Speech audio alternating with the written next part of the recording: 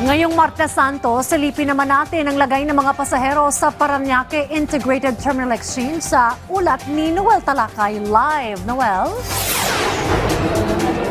Dayan, nandito ako ngayon sa Parañaque Integrated Terminal Exchange or PITX at hanggang sa mga oras na ito ay patuloy ang pagdating ng mga pasahero na gustong makauwi sa kanilang mga probinsya ngayong araw para doon mag-celebrate ng Holy Week.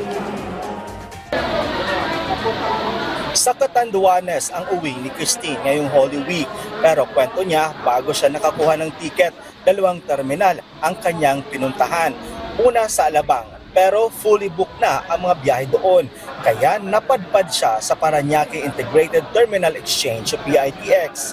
Buti po, mabait yung nandun sa isa room, yung guard, siya si ma'am. Siya na mismo po yung nag-print nito. Pero ang nabook niyo dito na sa PITX? Opo. Kwento pa niya, laking tuwa niya na nakakuha siya ng ticket pero sa PITX siya sasakay. Anya, okay lang na magbiyahe siya ulit basta makauwi ngayong araw. Kahit ordinary na bus, sabi pa ni Christine na maswerte na siya dahil last ticket na ang kanyang nakuha ngayong araw. Yung nakakatawa pa nga po, ako po yata yung pinaka-last na ticket kasi fully booked na daw po. Isa lang si Christine sa mga libo-libo nating mga kababayan na magbiyahe ngayong Holy Week. Ngayong Holy Tuesday, marami pa rin ang humahabol na makauwi lang sa kani-kanilang probinsya. Dito sa PITX, fully booked na ang mga bus na papuntang Bicol, Visayas at Mindanao. Kaya naman marami pa rin ang mga chance passenger. Ito ang mga pasahero na nagbabakasakaling makasakay ngayong araw pauwi sa kanilang mga probinsya. Halos crowded na o madami na ang mga pasahero sa mga ticketing area sa mga papuntang Bicol, Visayas at Mindanao. Kaya naman yung iba sa kanila ay nakaupo na sa sahig at yung iba naman ay nakatulog na sa kaaantay makapagpabook lang ng ticket at makasakay. Mahigpit din na ipinapatupad ang security sa PITX. Nakabantay ang mga pulis sa loob ng terminal. Katunayan, may mga nakumpiska ng mga ipinagbabawal na gamit sa loob ng terminal simula pa kahapon.